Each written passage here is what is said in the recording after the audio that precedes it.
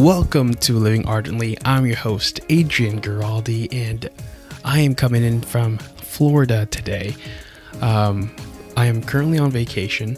I just finished editing the podcast at my wife's old home with her family, and it's about to be Thanksgiving in a couple days. So I am just letting y'all know that I have time, a little bit of time, to edit and to work on some things that I have recorded, podcasts, reels, and stuff like that, so I can edit them, put them together, and put them out there for y'all to enjoy. That being said, we are still working on trying to get to a point where we have like 2 podcasts a month come out. We're not there yet, but we will be soon. Working on it. I just recorded a podcast with Steven before break, and it's gonna be great. We're gonna do great stuff. But today we have a podcast with my good friend Sonia Quintero. I said it a couple times wrong before the recording and after and during the recording, and it's been great. It's really funny. This is a great episode about singleness. We've been talking a lot about like marriage life and stuff like that. I was like, you know what, we need to balance this out and talk about the single life, because it's a little hard. It's a little, especially if you are experiencing it for the first time or like starting to feel really lonely during holidays. So go ahead and enjoy the episode. And singleness is not a disease. Let that be known. Enjoy the episode. Peace.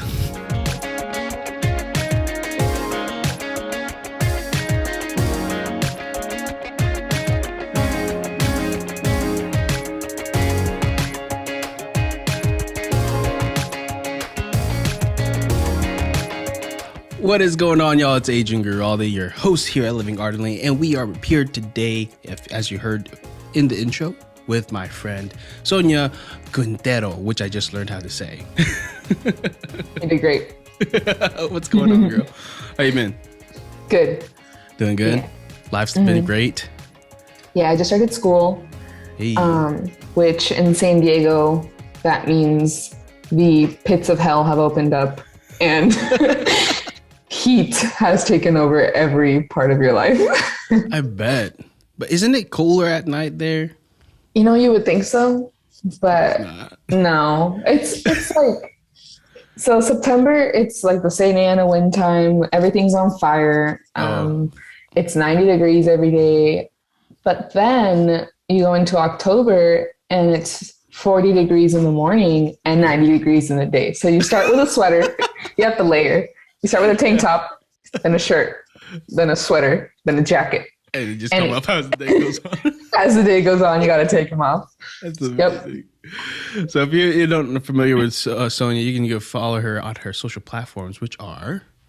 At Sonia Quintero with 2 U's. If you don't know how to spell that, I'm sorry. And then my photography is at Tanta Gracia Photo.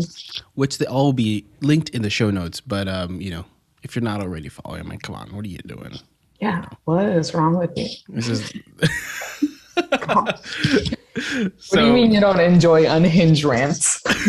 That's the best part. That's what I'm there for. So, Sonia, tell us a little bit about yourself for the guests. I mean, like, who may not know you, might not heard of you before. Just a little backstory, a bit, maybe even a little bit of your conversion story. You know? Mm-hmm. Okay. Yeah. All the tea. Yes. All the tea. Okay, so my name is Sonia. I am 22 years old. My family is from Jalisco, and I grew up kind of half and half in California and in Mexico. Mm-hmm. I had not left the west of the United States until I was 17. Wow. And I took a flight to Denver, and I thought I was in the Midwest. And it turns out I genuinely thought I saw cows and like flat land. And I was like, this has to be it. This has to be what they're talking about. Oh, so dead. Let's see, my conversion story. So I came into college somehow more of a heathen than I am today. And I was very much I had done my confirmation when I was like 13, because that's just what you do when you're Mexican. Mm-hmm. But after that, I can't remember stepping foot back in a church. And I came into college. Yeah, just thinking I had it all figured out. I thought I was like hot stuff and God wasn't real and all the things. And some focused missionaries hounded me down and got me to go seek And I hated Sikh. I hated everything about it. I thought Catholics were weird. I did not pay attention. I was like, yo, I was taking naps during the keynotes. Like, this sucks. And then I was at Father Mike Schmidt's talk about the prodigal son. Mm-hmm. And everyone was going crazy over Father Mike Schmitz. And I was like, what is so good about this priest? What year was this? This was 2017. Oh, man, we were there at the same time. Really? That's what I'm saying. I keep like finding people that were like, wait, I was there too. And I was like, dude, I looked goth, so you probably don't recognize me. I was wearing chokers and purple lipstick. Like, are you really? Yeah, I was. That's amazing. I was trying to find my style, okay? Trying to find my swag. It wasn't working. It wasn't working. It was not working. So there's this point where Father Mike just starts, like, he's telling the story about the son coming back, and he just like stops and like sheds a tear. And I like stop and look up and I pay attention for the first time all week. And he's just like, come home. And I'm like, me? And that day we had adoration. So I'm going to be honest, like nothing at that conference could have convinced me except for Jesus. And adoration just grabbed me by the shoulders and was like, wake up. And I realized it was more of a, not that I didn't think God was real, but more that I didn't think there was any saving me. So why entertain the thought, right? So then after that, it was literally like a switch night and day. Like I came back to campus. I started hanging out at the Human Center. I started talking to people at the Human Center. I started going to mass and Bible study, and I went on a mission trip, and I did this and I did that. And it was like such a stark contrast that my priest at the campus literally pulled me into his office, and he was like, what happened? He was like, you wouldn't even look at me 2 weeks ago. What happened? And I was like, I don't know, man. And now he's like literally my best friend. Yeah. Oh, really? Yeah. He's like, we're literally, it's so funny. Like we just talk like two older women. We'll be like, you'll never guess what I heard. That's amazing. So yeah, I think after that, I've gone through like a continual conversion, and I'm still going through it today as I think I grow into adulthood and womanhood. I was 17 when I encountered Jesus, and now I'm 22. Like I'm entering a different part of my life. And that means, you know, continually growing, not only yourself, but in your faith as you keep going. Wow, you were 17 in this at Seek? Wow. Well, if it was 2017 in January. Yeah, I was 17. Yeah, I went into college when I was 17. Yeah. I always forget how young freshmen are. Yeah. Because I came in, I was like, my birthday's like later in the year. Just as a super side note, like super irrelevant to what you're saying, but I'm just like forgetting that teens are that young in college, because I went in like 18, almost 19. Yeah. Because I had a late birthday. But in any case, that's crazy. That's awesome. And so from there, and now, you know, you're still in college, right? You're doing. So you're finishing this year, next year. This year, and this journey of like college and transformation has been, as you said, ongoing, and you're constantly learning new things. Where has God spoken to you to the most? I mean, outside of the moment of conversion, where has kind of He been so like vividly in your life? In 2018, I want to say. No, 2019. So after my sophomore year, I transferred over to Colorado State. But some stuff happened where I was basically denied all financial aid. And I was like, okay, cool. I just moved out here. I had literally moved out there, didn't know anyone. I had met one of the girls I was living with, which luckily, like, they all ended up being amazing Catholic women. Cool. And I called for help. Like, I had never asked my parents for help with college yet, mostly because they couldn't. But I was very young and I didn't have a credit line and I needed a loan. So I called to ask them for help. And when I did this was me about a week into my move. I'm sitting on a mattress that I got off of Amazon on the floor. And they just told me, like, come up with the money by this day or you can't come here. So I call my mom to be like, yo, like, what can we do? What can I sign? What loan can I get to, continue with my education? And instead of my mom answering, a paramedic answers. And I'm like, hello? And he's like, we just took your mom to the hospital. She's unconscious. Who is this? And I was like, this is her daughter. And he was like, okay. He's like, you need to connect me with, like, someone who is here. So for the next 30 minutes, I thought my mom had passed away. And I was like, it was agony. I mean, I didn't know it. I didn't know what was going on. I was in another state. And I just realized at that point, like, the stuff I had going on with the school compared to what life is didn't matter. So I dropped the semester. They had literally given me that deadline that day. I dropped the semester and I waited by the phone, just crying, just wanting to see what was wrong. She woke up in, I want to say, like, 3 days after that. She was in a pancreatic coma. I don't know if you... Pancreatic? Yeah, like, her pancreas, like, started to fail. And you can't live without a pancreas.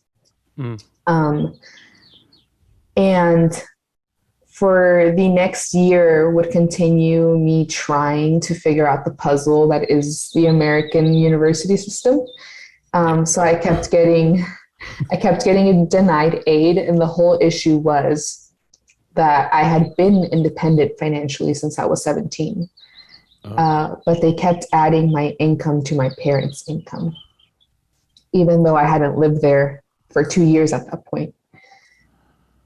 So I went through a process of emancipation, not because I hated my parents, but because they needed to legally state they were not supporting me. And after a year of getting investigated via every nook and cranny of my life by the government, they denied my emancipation because my Colorado ID was off by a couple of months. It was like a whole thing. They were like, so your Colorado ID isn't a year old, so we can't accept you.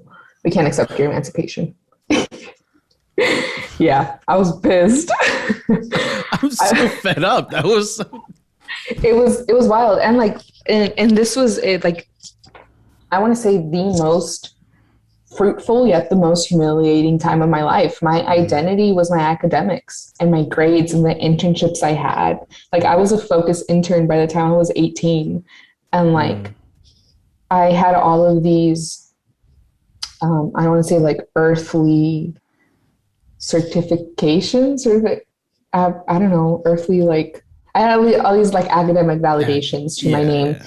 And one day with a phone call, it just all got taken out from under me. And then ensued the process of me. I was sitting there, a college dropout who washed dishes. And that was like, yo, immigrant mentality kicking in. I was like, this is not what I came, like, this is not what my family brought me here for. And I was like, well, am I going to sit here and pout, or am I going to do something? And then Tanta Gracia started. And I got my first camera, and I was working 2 to 3 jobs, and the days I would have off, I would find something or someone to shoot. And a year later, I was doing it full time. And it was definitely a place where I saw God say, like, I gave you a gift, and I gave you, fortunately and unfortunately, a mind that does not give up. Do with it what you will. Yeah. So, yeah. That's awesome. Mhm. That's so great. Like it's a testament to like how in any situation how like sad it is, Christ is going to make something new out of it, you know? Mhm. And yeah, I mean I it's so easy to just feel hopeless and give up or just go about it in that kind of moment. And obviously not everyone experiences something like that, but a lot of us do, and not in the same way obviously, but it is gut wrenching, that feeling when you're there. And like you said, as as someone who comes from an immigrant family, you know, like it's it's not part of our DNA, rather, you know, how we were Mhm. raised to kind of give up. It's like find something else, find a way. And it's kind of like, it reminds me of like some songs I can think of from musicals that are like Hamilton's, like I wrote my way out, you know, Mhm. or whatever the name of that song is. It's just Hamilton saying like I wrote my way out from where I was to where I am now. And everyone's got that gift, and you just got to find that passion, that gift, and dig deep for that. So Mhm. that's why I love. I mean, part of the reason why I named this podcast "Living Ardently" because there's so many people living passionately and like on fire for things that aren't the same, right? And so everyone has their different passions and different Mhm. ways about going about it, and it's just like really cool to hear and see that. So I mean, that's the hope, right? Hope. I mean, obviously lined into faith, but it doesn't always have to be, you know. Mhm. So with that, like all of that you just shared, I'm tying into the topic that we have today. We're talking about like singleness, right? You know, I realized that me and Sarah and my groomsmen and you know, the last few episodes have been a lot about relationships, but like we rarely had talked about singlehood. So like I feel like this is a good balancing out of eventually like getting to that point, you know, talking to that point too, because I think maybe we talked about this once ever before, but when we talked prior to this, like you had such a unique take on some things that I was just like, yeah, this is gonna be a good one if we go into Mhm. it. So let's go into first, like you know, in the time that you experienced singleness really real, what what was the most challenging parts of it? I think I was definitely a late bloomer when it came to dating. Um, and it always felt like I was, even though I didn't feel prepared or ready to date, it Mm-hmm. somehow always felt like I was behind, if that Mm-hmm. makes sense. Mm-hmm. And I think when you're coming from this place that a lot of men and women are coming from, and they're, okay, like, not to come at secular culture immediately, Right. but it's like, it's very normalized. Mm-hmm. You've had multiple partners by the time you're 20, 21, 22, Mm-hmm. and such. And relationships at a young age are so normalized. And sometimes that can be good, and sometimes it's not that great. Yeah, there's Um, pros and cons in my opinion to that. Yeah. yeah, and there's this, I want to say, desperation by the time Mm-hmm. you hit your early 20s, and that if you haven't had a serious partner yet, Yeah. where you start thinking, is there something wrong with me? Mm-hmm. Am I unwantable? Am I unlovable? Am I this? Am I that? And you start kind of like dissecting yourself. And then you start looking out partnership in desperation instead of in fullness, where you're like, Mm-hmm. man, I want a partner. Yeah. Um, and I think that's my biggest, like, I guess my biggest thing I would tell someone who is in their early 20s and hasn't had a partner yet, like, Yeah. you're right on track for Yeah. yourself. Yeah. And it's much better to start pursuing someone or start being pursued when you feel ready, Yeah. than doing it out of not wanting to be lonely. Mm-hmm. Mm-hmm. So for me, I think I was very much blinded I think I had my first boyfriend when I was 18 or 19. I was very much blinded by I feel behind, Mm, and I should take what I can get. mm, Um, settling. because what else will come by, or like all my friends already have boyfriends, or all my friends Mm, already had their first date and their first kiss and their first this, and it was mm, like I was blinded by an external validation of being wantable, mm-hmm, um, mm, even if it was by someone that I didn't want. right. And it created a lot of damage after. Hmm. Mhm. Yeah, it's so. For I mean, when I remember being at college, I mean, I was, and even in high school too, like you said, like I started dating, I think when I was 16 or 17. I was like in a 3.5 year relationship in that relationship, but it was so like so much pressure to like I don't know, like I went to public school, and not that it was bad and it wasn't a bad experience. I still have two of my best friends are from my high school, and they're my groomsmen, and they're like the guys I would die for. But not everybody in high school is there, um, like with the same, like everyone's feel pressured because everyone's doing it, right? Like it's just peer Mhm. pressure. Got Um, angsty teens. Instinct teen, and like I went from like a very like a like a poverty stricken school to a Mm-hmm. very like privileged school, Mm-hmm. and from middle school to high school, and it was such a cultural difference that like everybody like parents were throwing like weekend parties for these kids. I'm like, bro, what's going on? Like they're partying and drinking. I'm like, what's going on? Like, and their parents are buying the kegs for them. Like, is that for real? Like, I'm like, yeah, that's for real. I'm like, that's bad, isn't it? And it was such a cultural difference that I just didn't know what to do. And so like it was either then I thought it was like eat or be eaten. So it's like fight or flight mentality. You just kind of like go in on that too. And Mm-hmm.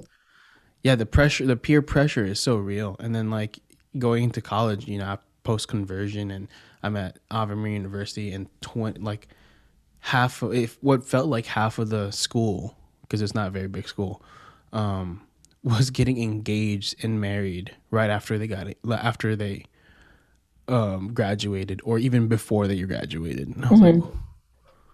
am I behind here? Like, is it like I literally have to find my wife here? You know? And so like not that like there was a moment like after I broke up me and my ex broke up, that I dated in high school to college. I felt like I went into desperation mode, because I was like, all right, I like that same thing. I was like, I need to find somebody. Not that anybody that I pursued there was like settling for less, but I was just like Mm-hmm. covering the flaws, that not the flaws, but the things that don't make sense. Like I was just trying Mm-hmm. to find a girl that would like me back, kind of deal.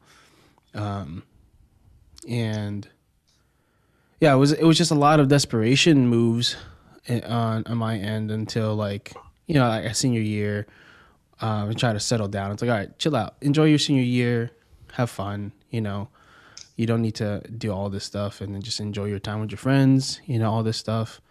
And yeah, it almost consumed Mm.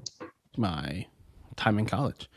Yeah. And a lot of my like best friends come from that era, is in that time in college. And so luckily I was able to kind of snap out of it, but it takes you down a big rabbit hole, that Mm-hmm. desperation mode. Yeah. It's almost So like tunnel vision. yeah, yeah, You can't it's enjoy like, the stuff around it. so true. So hardcore, it's like it's really challenging to find that balance, but Mm-hmm. as long as you're able to snap out of that. But singleness is not always like a bad thing, right? It's would you say? No. No. I like me Like me, yeah. sometimes. I like me time. So what? in the time of your singleness, what did you feel was like the most fruitful time there, in that time frame? Yeah, I think I guess I'll start counting my singleness like when I went into college, right? Yeah. The first 2 years of college, I don't know, I was taking 18 to 20 credits a semester and working 2 to 3 jobs. So that was not on my mind. Oh yeah. I was in survival mode. Yeah. I was like, boys, what about credit? I was like, girl bossing it. I was like, boy, Let me choke on my water. I got rent to pay, man. Yeah. But I mean, I think that very much shaped my perception on singleness. It was a protection mode. It was a don't waste my time mode. It was a you're in the way mode. And that's not a good way to view dating. Yeah. I always say, like, it's two sides of the same coin. We can believe that our life does not begin until we start dating someone or get engaged or get married. Or we can also believe that our life ends when we start dating someone, get engaged, or get married. Context clues, what side do you think I fall on? Right. I went into everything that I do for myself and everything that I am ends when I start a relationship. Again, it was that survival mode talking. Because yeah, I mean, I didn't, as a low income, like poverty stricken area kind of gal, like you see women with boyfriends and they have to drop out of college because they're pregnant or they're dealing with abusive dads, or like, it's not a pretty picture when it comes to low income communities and dating and motherhood and fatherhood and all that. So it was very much like a fear stricken in me. Yeah. So that was my, I guess, time of singleness before my first boyfriend. And the first boyfriend happened, and then we broke up, and then I entered another season of singleness, right? And that season of singleness was not fruitful because it was what can I do to get them back? What can I do to counteract that they thought I wasn't worthy? It was very much just like this fixation on I've been rejected and I need to redeem that in some way. Long story short, he did come back. They always come back, Adrian. They always. I know what I am. Today, I know what I am. Go queen. I'm like a 2021 meme, but with the skills of a 1950s woman in a ranch. Like, what a description. You can take me out of the ranch, but you can't take the ranch out of me. You know what I mean? Yeah. And so that season of singleness was very much, I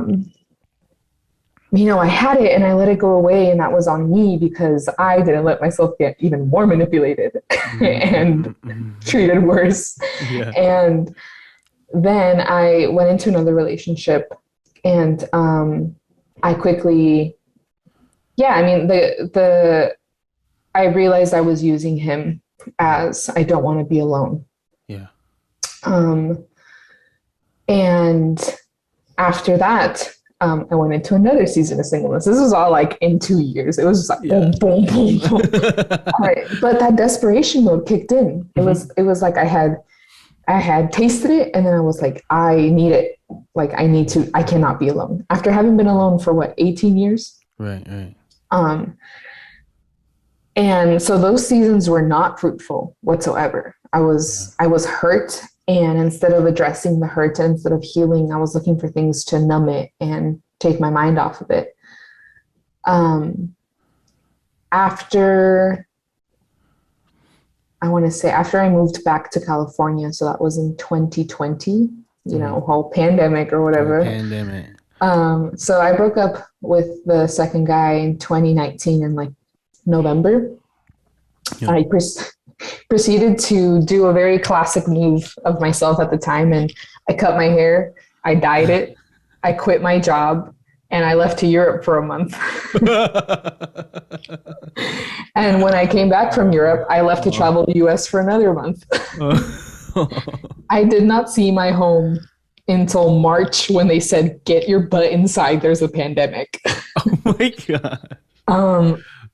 And then that's when it all hit. And I was like, yo, my entire life has once again been swept out from under my feet. Of course, I will acknowledge my privilege. I had a home and I had a family to go back to, which there was so much worse things going on at that time. But I know a lot of people got faced out of nowhere with their mental health, just like you couldn't leave. It was right there, you know? Yeah. So it all hit me at once. And I was like, yo, I have not taken care of myself in a very long time. So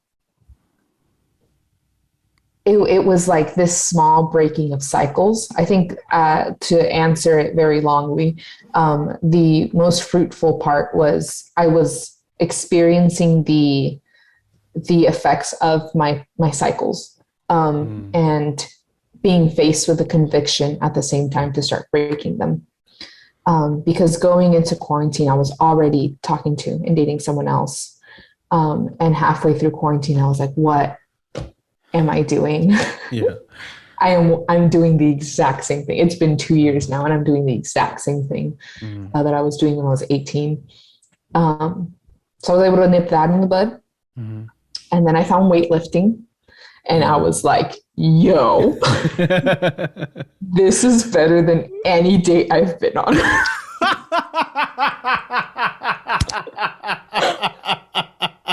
I don't know if that's good or bad for the men I dated. Oh. But I'm talking headphones on, cute gym outfit, and lifting heavy stuff. I was like, yo, this is the best thing that's ever happened to me. But I entered weightlifting with, I'm going to get really hot and he's going to want me back. And I'm like, okay. Hold up. Reel it back. Someone needed to grab me and hit me against the wall. But these are very valid. Yeah. Ideas again that, you know, secular culture puts it with the whole like revenge body by Khloe Kardashian. It's like, girl, you mean revenge surgery? I said it. I too would have a BBL if it didn't cost half of a Tesla. I'll give you a second. It's this whole like revenge body, this whole like revenge. And I actually talked about this on my story the other day where it's like we're taught to like want to do better out of spite, right? And some-based spite keeps me going, I'm not gonna lie. But it's more of everything I did for myself and to better myself was so that I could receive that validation once again. And it came very hard and fast where I was like, oh, that actually has to come from me. So with that, I was able to as I said, identify those cycles and finally have the courage to break them. So in 2021, the beginning of this year in January, I started dating someone once again. And this was actually the same person I dated in 2019. Hey, full circle. Yeah, full circle, man. Full circle. I was actually really pissed. At yourself or? At everyone. I don't think he'll listen to this. We're not on great terms, but if he is, hi. It was more of, you know, we were not good for each other. And yes, he did a lot of damage, but I did it right back when it happened, right? So in 2019, whenever we dated the first time, we were kids. I mean, at least I was a kid. I was 18 years old. Yeah. And I was very broken and I was very spiteful and angry. And I did not know my worth. That was the worst part. I did not know a single cent of it. And by doing all this work with the cycles and all those things, by the time we dated again in 2021, I was able to see our relationship for what it was. And I remember saying when we were like talking about getting back together, when I said, the first person you dated doesn't exist anymore. I have a very low tolerance for how poorly I'm willing to be treated now. And I'm not afraid to sacrifice companionship to validate like my worth. And he was like, yo, what? Yeah, I was pretty upfront. And it was like, that was something I never thought I'd be able to say to someone. That's amazing. Like, I know who I am. And if you can't see who I am, I was like, if you can't see who I am, then I would much rather walk away. And that's when I loop back to the first thing we were talking about, that desperation and that I need to take what comes along because what else will? Yeah. Because we talked a lot about building our life together and getting married one day and all these things, right? And one day I saw our relationship again for what it was. And I just realized that wasn't what I wanted in life. It wasn't what was going to lead either one of us to sainthood, right? And I was able to make that decision of, this is nice. I very much care for this person a lot. But why am I just taking what I can get? He deserves more than what he can get. I deserve more than what I can get. And it's time to let go. So luckily, that was I cried so hard. Yeah.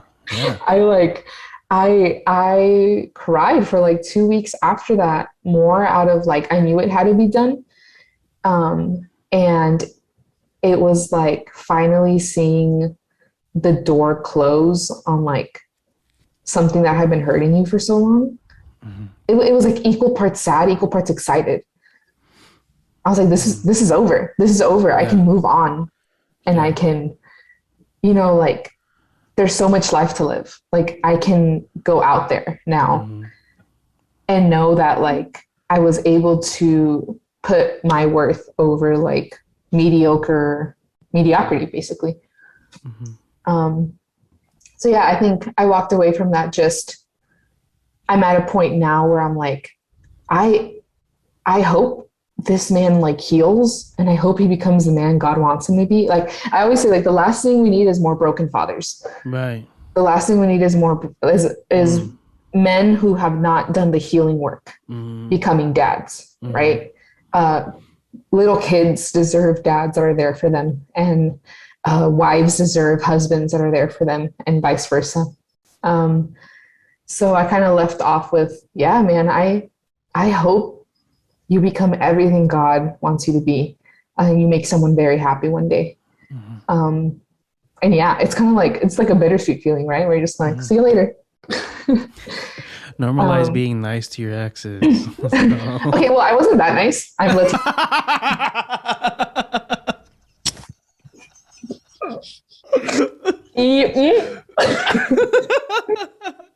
Now I'm like, I'm trying to be the bigger person. Back then I was like, dude, eat dirt. I was like, I'm gonna be honest, I hope your tires pop. This was a Carrie Underwood song. Yeah, I'm very much I'm trying to be the bigger person, but also screw you. It's balance. Balance, yeah. That's what adulting should be. But yeah, so now as that we broke up back in like March or April. I finally was able to go into a time of singleness that worked for me. Where I signed up for these half marathons that I'm running in a couple weeks. Yeah. And I got back into the gym. I got back I started going like full force ahead with my photography business and my faith and everything just started coming together. Yeah. Where I was like, man, I'm finally doing this because I want to see me be the best version of myself, not because I want someone to affirm it. Okay. But furthermore, as I'm now discerning another relationship, it's definitely hard because I went into survival mode again. In my head at that time, the scenario was I have the literal love of my life and I have broken up and I will never live again. And I'm like novella. I was like, I will never love again. I will never move it once more. Mort, we have passed away. Oh my God. I know my favorite is Sid the Sloth where he's like, wow, what if anybody love me? I do this every year. That was literally the mode I went into. I was like, and Megan Thee Stallion was like Hot Girl Summer, and I was like, oh, whoa. Let's do that. Yeah. More like Hot Girl Bummer, am I right? So I went very much into, full force ahead, and I was finally doing that work for myself. Yeah. But what I've noticed right now is this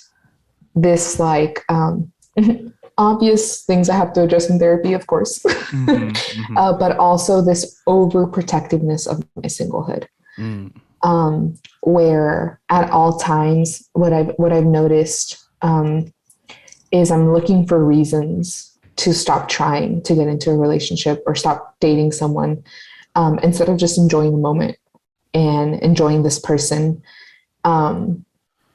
I think the after effects of being in a toxic relationship, on and off for so long, is that I started viewing letting men pursue me or letting men into my life as a direct attack on myself.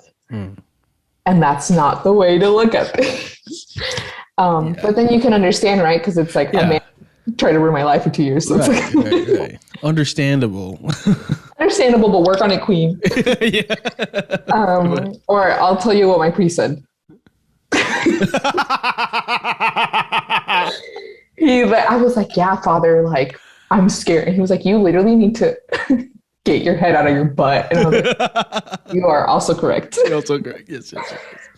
So yeah, it's like this balance you have to find, right? So I went from I needed my singlehood to lead me into a relationship to now it's like I need my singlehood to keep me guarded at all times. And it's like, that's not what God made you for.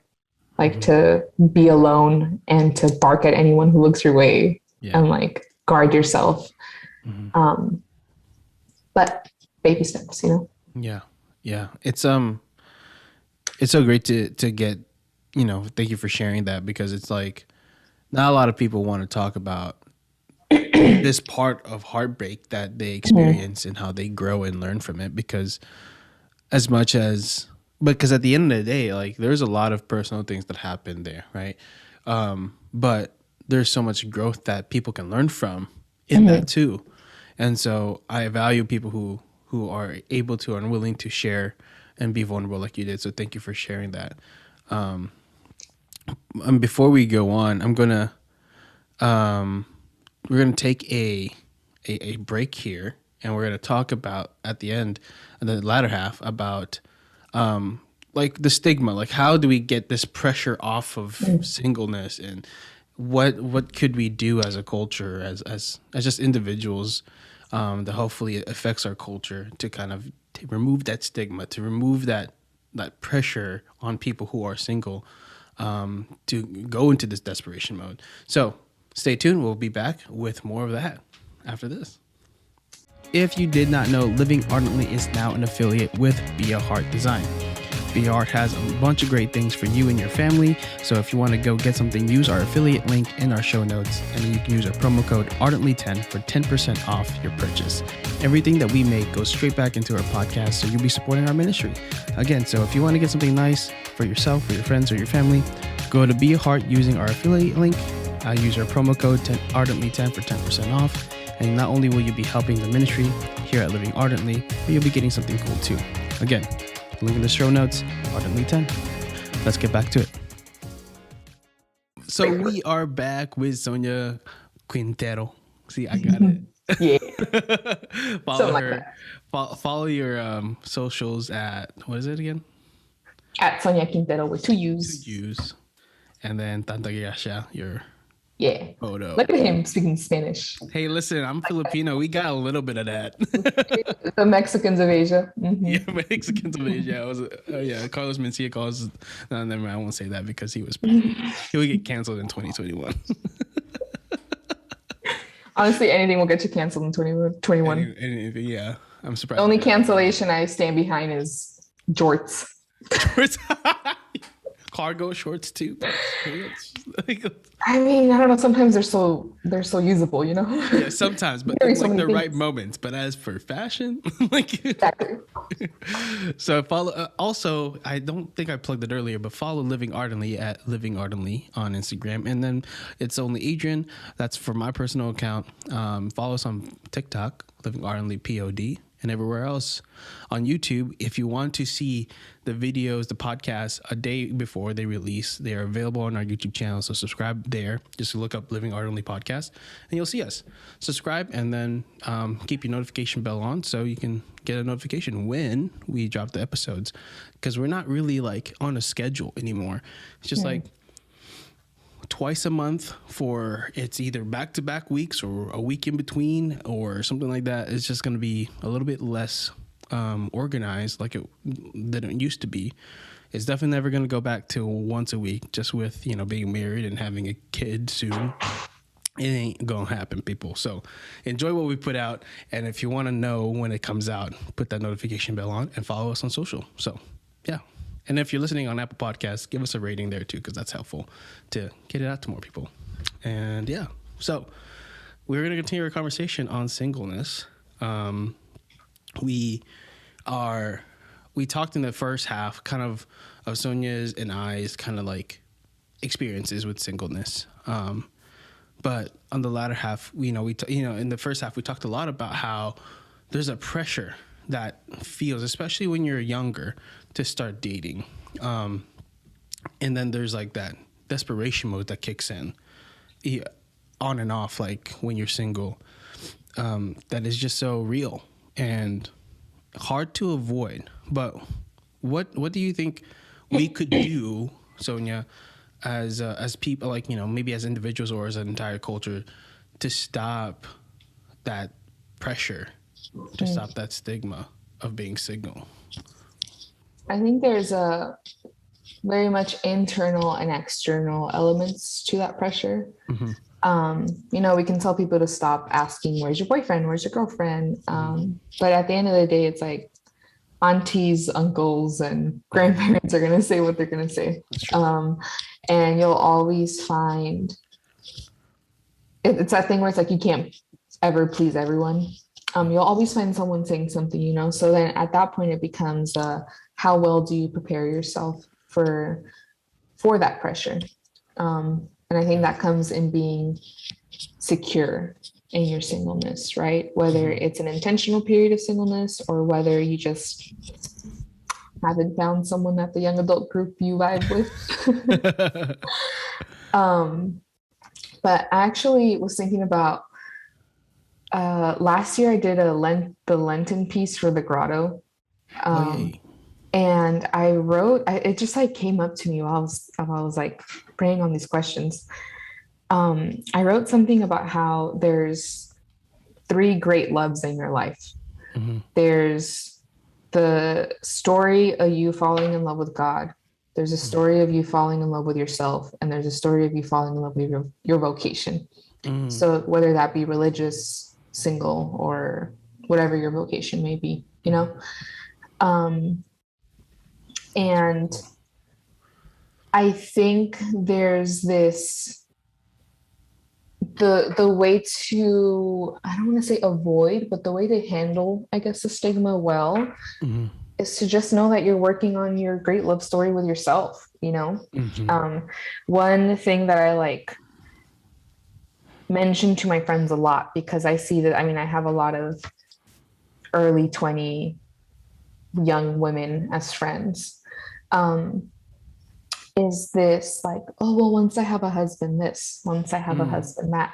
I look at my early 20 something male friends. Once I have a wife, this, once I have a wife, that.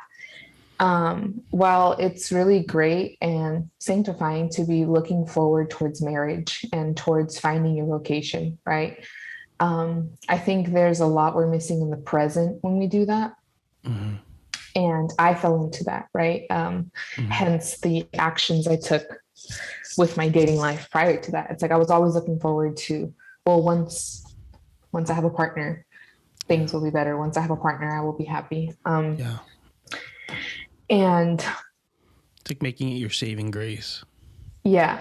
And it's it, yeah. And at the end of the day, it's kind of like, I think we owe our vocation that love story with ourselves, if that makes sense. We owe that person, or we owe that vocation a security and a love for ourselves that you can't find elsewhere except yourself.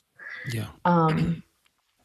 At the end of it, because I mean, yeah, like, I don't know, I'm 22, but like I've moved out of state by myself. I've backpacked across Europe twice already. Like, I've built this business that takes me from here to here to here to here. And those are all scary things, because it's like you tell any other young woman, like, go travel by yourself. And they're like, what if I get mugged? It's not that bad. Yeah. Getting mugged is kind of nice. It really... What? You can get mugged and be fine. I'm into today. So you've been mugged and you're okay. Unfortunately, yes. Oh my gosh. You said that with such like... Well, he said, let me see your wallet. I wasn't sure if it was real. I was like... The guy said, let me see your wallet. And I was like, okay. Okay. It was so nice. I couldn't really... I was like, man, I just got mugged.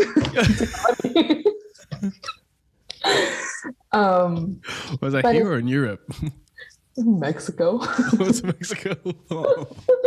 Hey, if you think about it, that's the nicest way they could do it. So I guess so, yeah. Actually, the only other place that's not in my wallet stolen in front of me is Fort Collins, Colorado. So shout out to the transit center.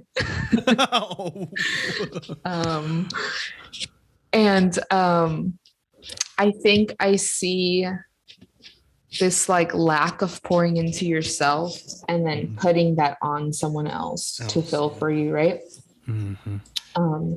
So I tell my friends, hey, like, when's the last time you went to a coffee shop by yourself and sat there by yourself? When's the last time you took yourself on a date? When's the last time, you took yourself on a weekend trip? Just you. Or with your friends, right? Like, not everything has to be in solitude. Right. But I'm saying, like, without that romantic interest element. Right. That we all think we have to wait for. And it's like, in doing these things and in preparing yourself to be fully content alone, you then allow this other person to come in out of abundance and out of like, I have built a life I love so much that I want to share it with someone. Not there's something missing in my life and I need to find someone. Right.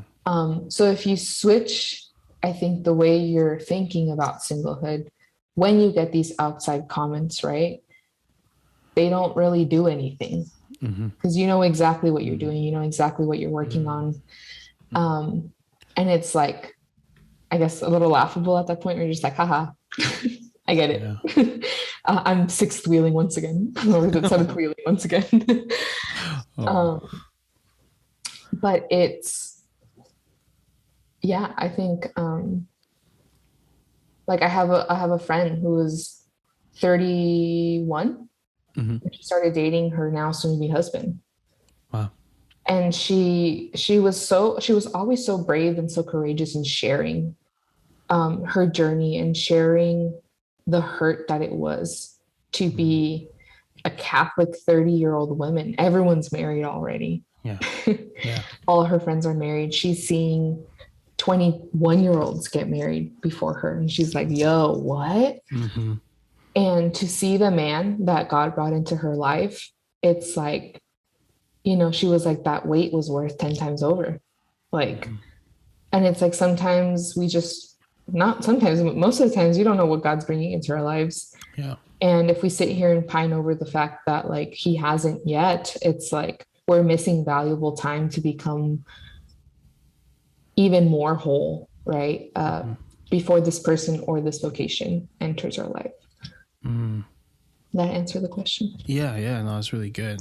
I'd like to add too, just from my experience, a lot of the time, there's a good, not all the time, but there's a good amount of time where in my singleness, I was, when you start going into that desperation mode because you start seeing all this, like you said, like all these couples, and just so easy to kind of start feeling, dang it, what's wrong with me or whatever.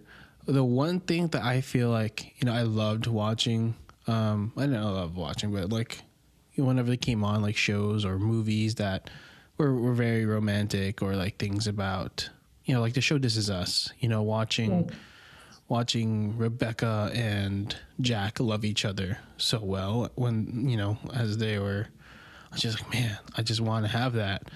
I had to stop watching that show for a little bit because it was so like egging on that loneliness that makes you want to go into that desperation mode, or just, until you get to that point of like understanding like you're working on yourself when you struggle in those days, like just refrain from watching these movies or shows that might be like hurting you more than helping you right now. Like This Is Us is a great show, but there was like I said, I just had to stop watching it after a while for a little bit. And I continued watching it after I'd gotten over that, but yeah, it's just like watching TV and watching movies and things like that. They're romanticized, yeah.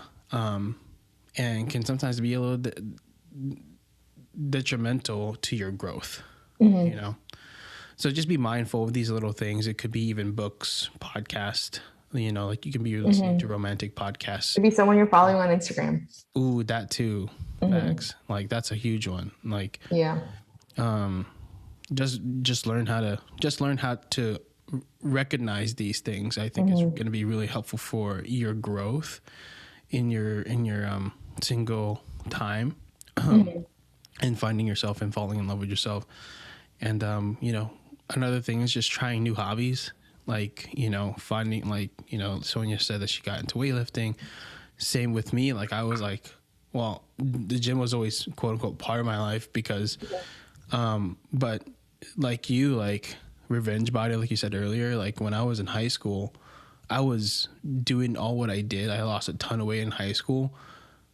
But it was all for like, I remember like literally running on the treadmill or like breaking records on like what I was lifting. And I was like, this is like, oh, they're going to love me now. All these, like just any girl, like any girl I had a crush on, whatever. And I was just like, wait. And it wasn't sustainable. Like I eventually crashed, burned, and my body gained a lot of that weight back over the years. And I was like, okay. But now, like when I was like 2019, I think it was like my time of singleness, like 2018, 2019, something like that. I don't remember. But like I was like so just like in that mode of falling in love with myself and like knowing that I'm just doing this for me, dieting well and doing all this stuff.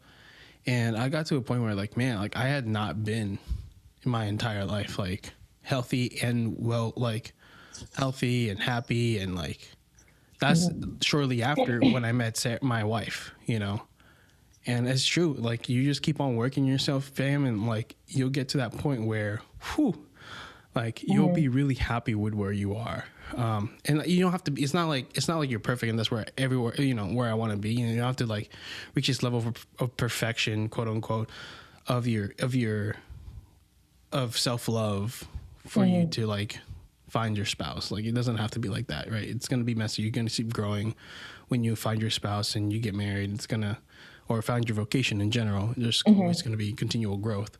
So like don't get caught up on that either. But you know, I was just able to get to that point of my life where like I was for once not like feeling like I had to do it for anyone else, you know, besides me, you know. Yeah. And I bet those things you learned in that time, like you were saying, like the eating well and like taking care of yourself for yourself, like you can now serve Sarah better and serve your literal child who's on their way better, you know, because you took that time to know yourself.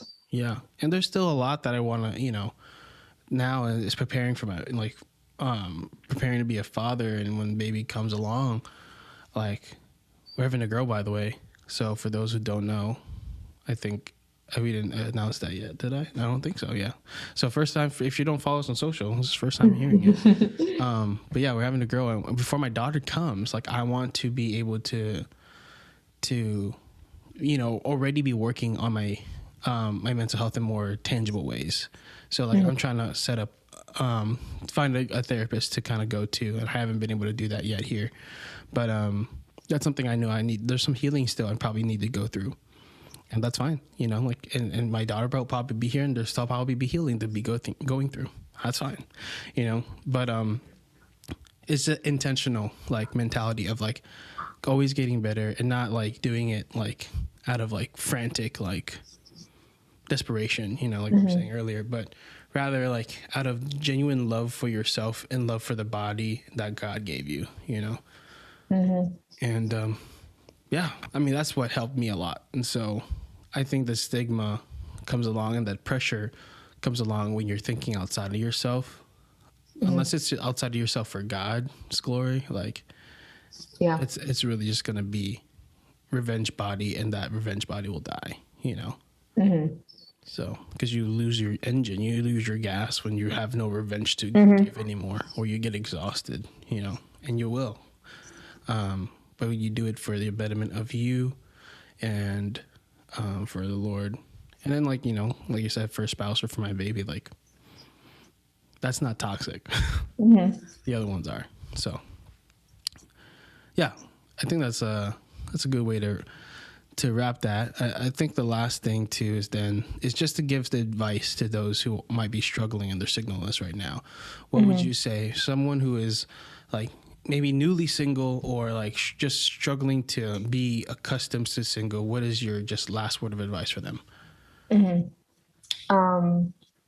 Yeah, I actually, one of my like best friends from literally forever just became single, and I think after a long relationship, and this has definitely been those like late night chats, or like yesterday we were having drinks and we got into like the entirety of it, you know? Yeah. And I think one thing I keep bringing up to her, keep in mind, this is like my best friend of like a decade. So we know each other very well, is, you know, start looking at this like an opportunity, especially if you've just become single. You've been granted the opportunity to rebuild in maybe a way that will serve you and someone else better in the future, right? But the key element is learn to love to be alone. Because you can be lonely no matter where you are. You can be in a relationship and feel lonely. You can be married and feel lonely. But learning to love yourself while alone, not much can shake you, you know? So true. And for those who have maybe never been in a relationship, or it's been a very long time since their last relationship, yeah, I think it's sometimes you fall into the mentality of like, no one will ever come again, or like, I will never find. And it's like, yeah, I hate to give credit to affirmations because I'm really bad at affirming myself. But one thing I kept telling myself over and over and over again after my breakup this year was become so full that all you have to do is wait with open arms for someone you deserve. And I just kept telling myself, like, there's nothing you can do, right? Like, there's nothing like, unless we're like actively paying for Catholic Match, which I don't know how many of us are on Catholic Match. I was on there for a little bit, but I was like, not gonna pay money for it. Yeah, I'm like, I would do anything for a spouse, and they're like $14.99. I'm like, heck no. Hello. I would not. Have you seen that TikTok song? It's like, how far would you drive for the love of your life? And he goes, I would drive anywhere. And he goes, what about Nebraska? And he's like, hell no. Like, I would not drive to Nebraska. That's amazing. Yeah, it's like, I forgot what we were talking about. I brought up Nebraska and I lost my train of thought. You're talking about, oh yeah, where I was like, if we're not actively like going on dates and doing this and doing that, it's like, I think another element I've seen is like some of my friends go to every Catholic event with who in here could be my husband. And I'm like, girl, probably no one. And that's okay.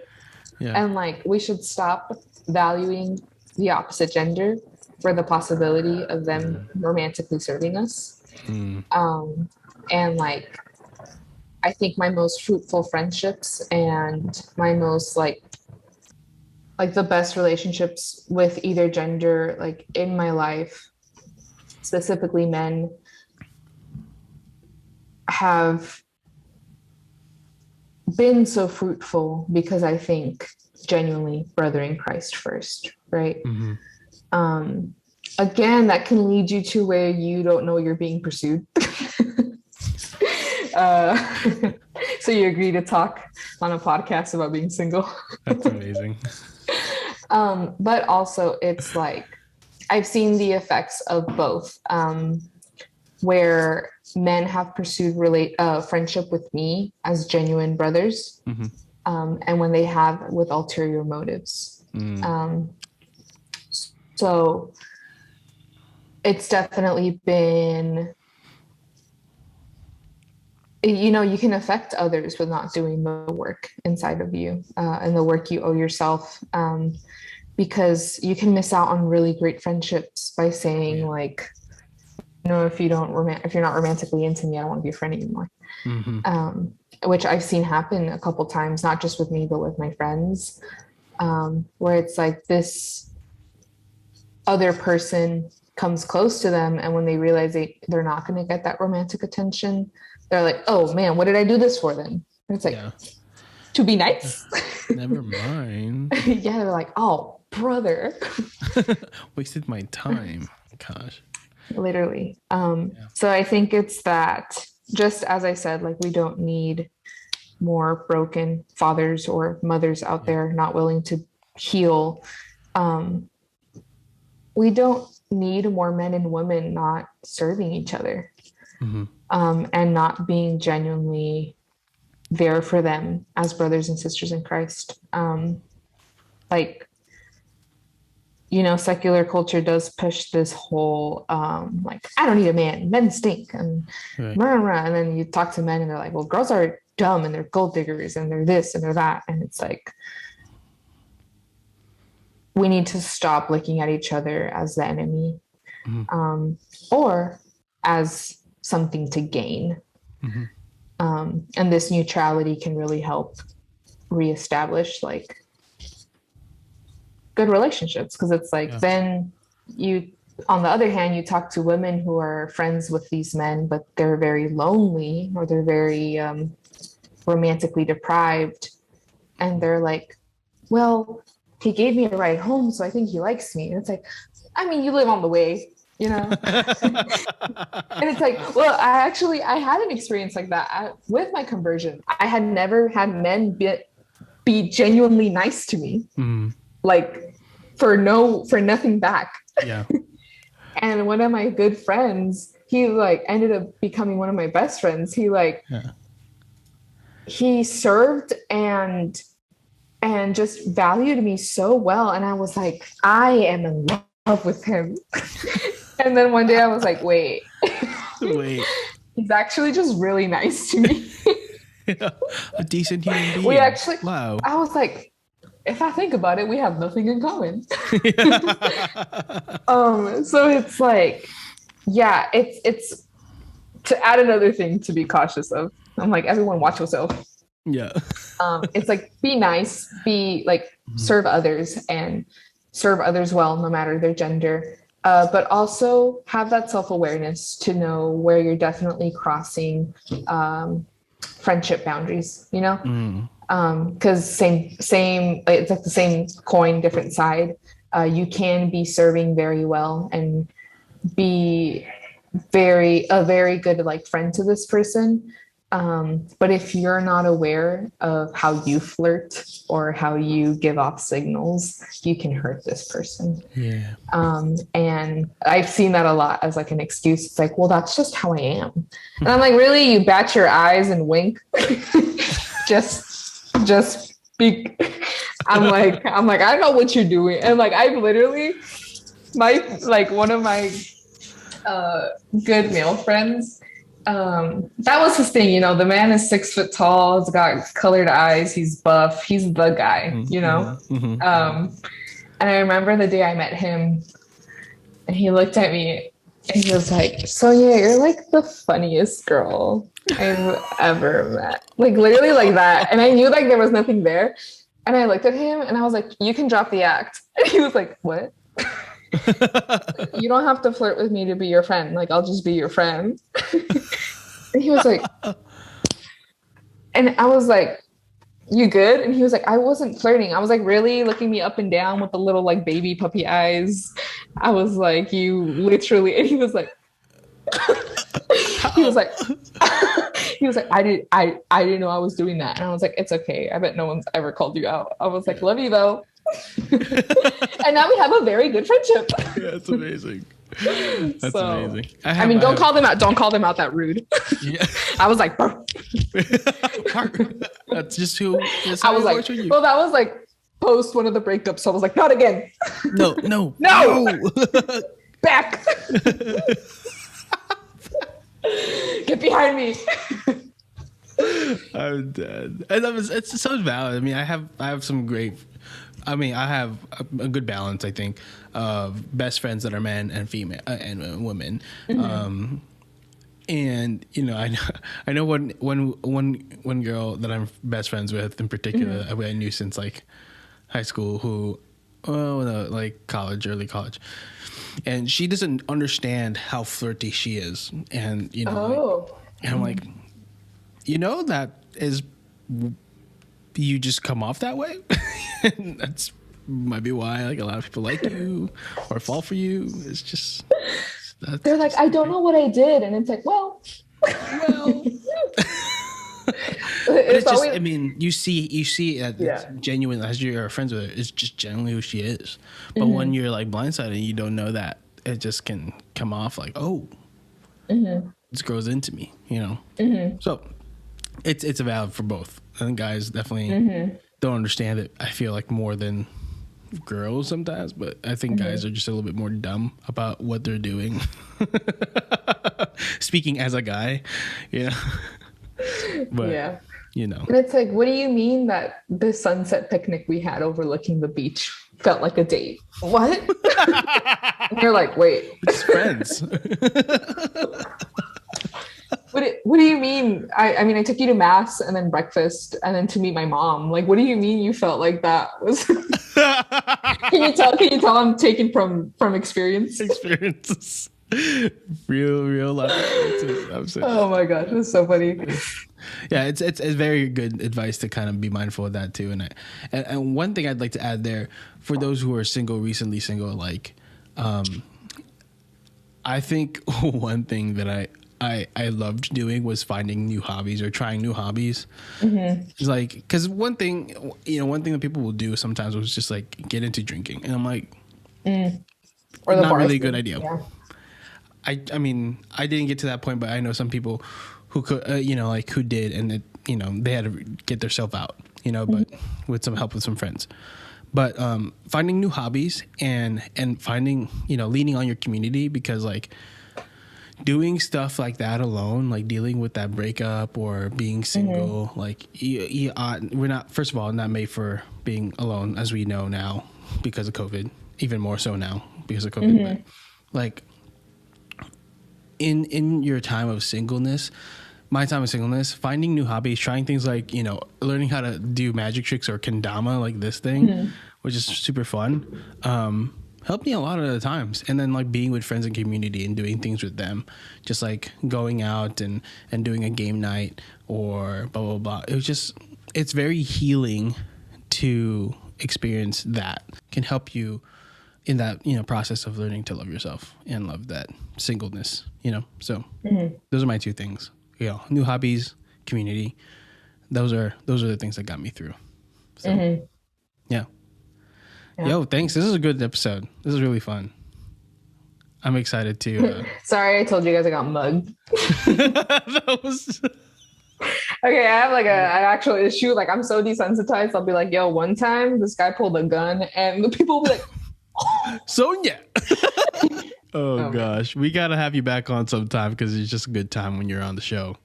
And every time we have conversations, like we had like 2 or 3 leading up to this, so this is great. We should just start recording everything. Everything. Late night thoughts. Late night thoughts. We should do a live someday where it's just us and just like playing games. We should be fun. That would be really fun. Let's plan on that. Yeah. So follow us on social to see this live that we'll eventually do. Sonia Quintero. I told you I'd forget. I'm gonna have to go to the DMV, but I will make that happen. Quintero. Let's get it. Oh man. Sonia Quintero with 2 U's and Tanta Gracia on social for Sonia, and then myself, Living Ardently. It's only Adrian. Follow us on TikTok, Living Ardently Pod, POD. Living Ardently POD, and then YouTube. Subscribe, like, review, whatever you do there, and review us on podcasts. That'll be really good, really fun, and you'll see the podcast first on YouTube. So subscribe there, like I said. And I think that's all I got. Thanks for coming on, and I hope this was helpful for y'all. Yeah, hope this was helpful. I think it was. There's a lot of valuable information here. The day you release it, I'll pop up a question box or something, so people, if they have more questions, they can just DM me. Yeah, that'd be great. I'll let you. I'm not sure when this will come out. Probably in October, but we'll see. Is this October? Yeah, October. So that's how that works. Dates, months, years. And anyway, it's been great. Hope you guys loved it. Hope you guys enjoyed. If you got more questions, again, check us on social media and let us know. Continue the conversation. And everything you need to know about the show is in the show notes. Podcast description, whatever it's called. Love y'all. God bless. And until next time, keep living ardently. Peace.